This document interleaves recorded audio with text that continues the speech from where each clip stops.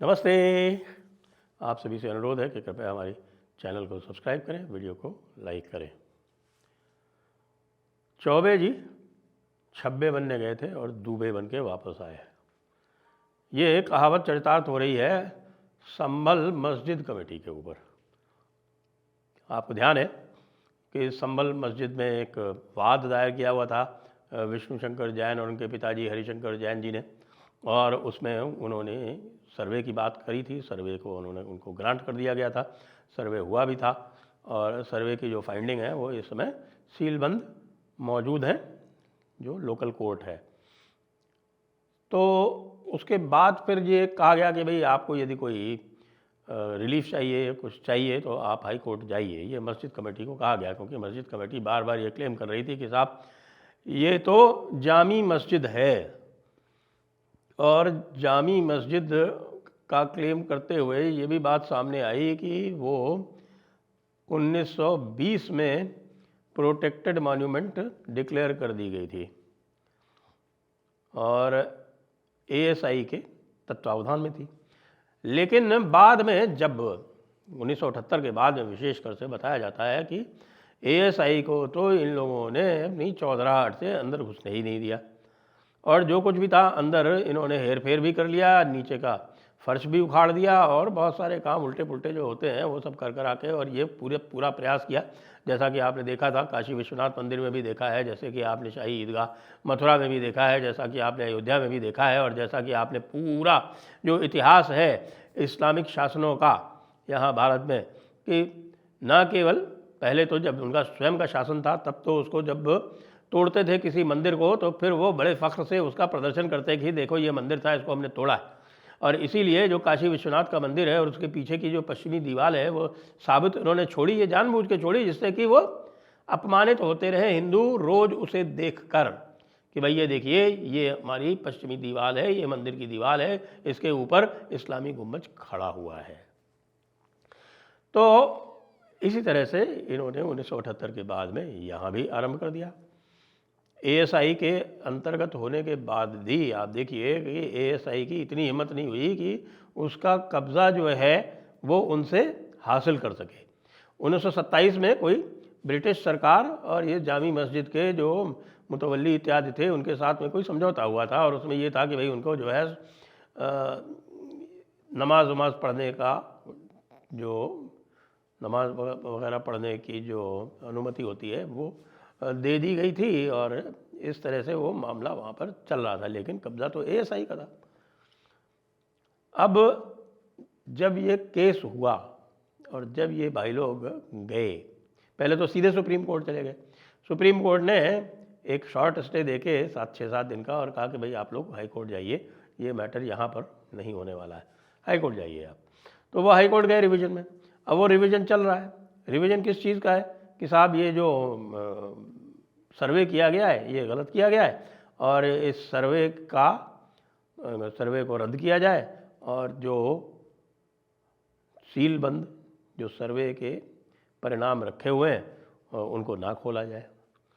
यानी हर स्थान पर एक यही बार बार आता है, एक आप देखते होंगे कि यही डिफेंस आती है कि साहब सर्वे ना किया जाए, तथ्य सामने ना लाया जाए, सच सामने ना लाया जाए, क्योंकि सच जो है वो सच सामने आने से इनको बहुत समस्या हो जाती है। और क्यों नहीं समस्या हो, क्योंकि असलियत अब सबको पता है कि कितने हजारों मंदिर जो हैं ये इस्लामी शासकों ने भारत में तोड़े।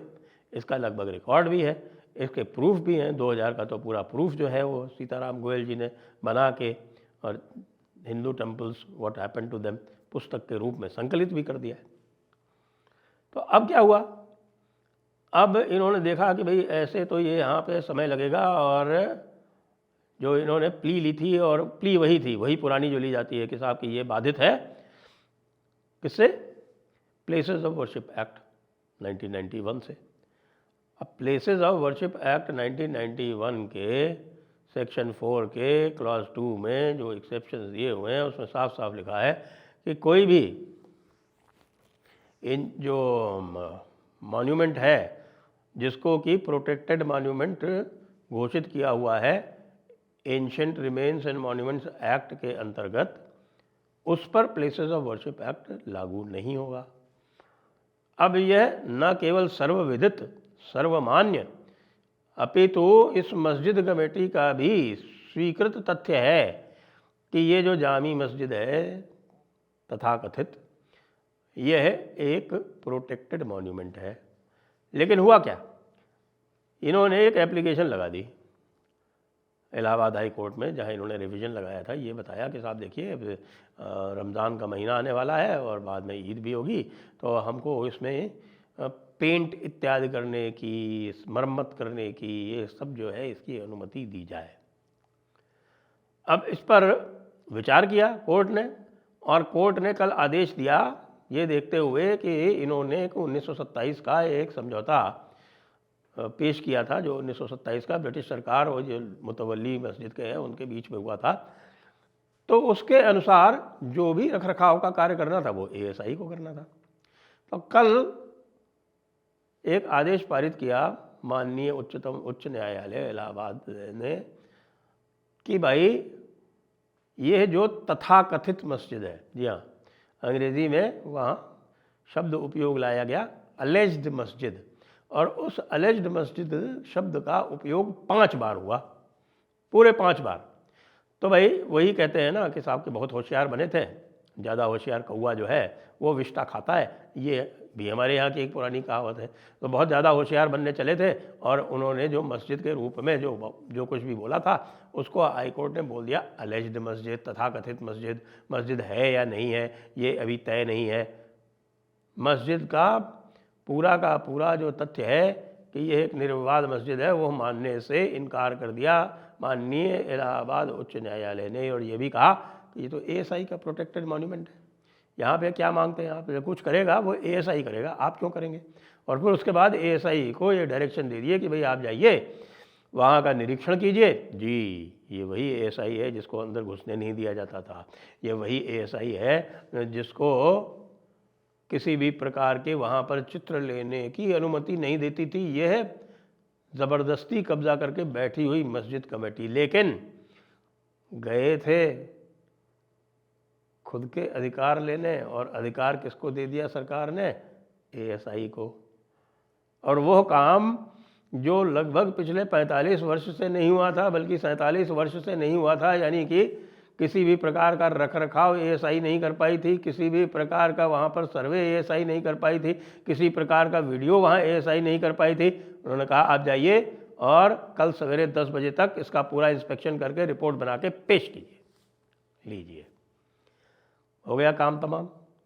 आधे से ज़्यादा काम तो यहीं तमाम हो गया, और ज़्यादा चालाकी का परिणाम सामने आ गया। आज सवेरे क्या हुआ, आज सवेरे ASI ने एक डिटेल रिपोर्ट बनाकर पेश कर दी और उसमें बताया कि साहब देखिए इन्होंने जो है वो यहाँ की टाइल्स जो है वो उखाड़ दी हैं, और जो उसकी ओरिजिनल जो इसकी दीवार हुआ करती थी उसका भी स्वरूप बदल दिया है, और किसी भी प्रकार के यहाँ पर ना तो मरम्मत की भी आवश्यकता है, ना किसी इनामल पेंट की आवश्यकता है, और जो कुछ भी यहाँ किया गया है ये पेंट इत्यादि, इससे जो इसका मूल स्वरूप है उसको नष्ट करने का कार्य किया गया। लो कर लो बात। फिर क्या होता है, फिर भाई साहब लोगों की पिटीशन रिजेक्ट कर दी जाती है कि भाई ASI ने ऐसा ऐसा कहा है, और अभी 1 तारीख से पहले, जिस दिन से रमज़ान शुरू हो रहा है उसके पहले इस तरह का कोई कार्य करने की आवश्यकता नहीं है, क्योंकि ऐसा ASI ने अपनी रिपोर्ट में, विस्तृत रिपोर्ट में कहा है। तो रहेगी पेंट वेंट तो रह गया। अब उनको कहा गया कि भाई अब आप आइए, अब 4 मार्च तक आपको क्यों ऑब्जेक्शन हो इस रिपोर्ट पर तो वो पेश कीजिए।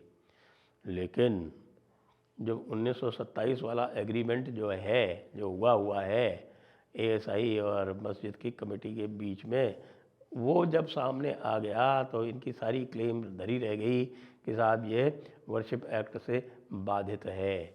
ASI की बिल्डिंग है, वर्शिप एक्ट का इसमें कोई लेना देना नहीं है, और यदि ASI को संतुष्ट कर दिया जाता है कि इसमें हिंदू पक्ष का अधिकार है, तो ASI उस एग्रीमेंट को रद्द करके हिंदू पक्ष को दे देगा। यानी रास्ता खुद ने ही साफ करवा दिया हिंदू पक्ष का, ज़्यादा होशियारी करके। जहाँ भी मुकदमे चले हैं सभी स्थानों पर मुस्लिम पक्ष की यही एक कार्यवाही रहती है और यही उनकी रणनीति रहती है कि इसको अधिक से अधिक विलंबित कर दिया जाए, डिले कर दिया जाए, लंबा खींच दिया जाए, क्योंकि उनको पता है कि यदि सारे तथ्य सामने आ जाएंगे तब तो हिंदू पक्ष की जीत होनी ही है। बस उनके पास एक वो पड़ा हुआ है, वो आपका वर्शिप एक्ट, उस वर्शिप एक्ट का सहारा ले लेके और उसको लंबा करते रहते हैं। अब यहाँ पर तो जो लंबा काम करना था वो अचानक खच से कट के और 2-3 साल उसमें से कम हो गए, वो तो एक्सपेडाइट हो गया।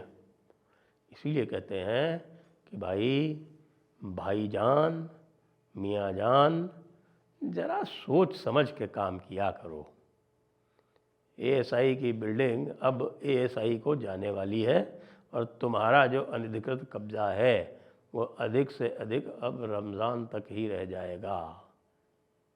हो गया ना काम तमाम। जय हिंद, जय भारत, वंदे मातरम।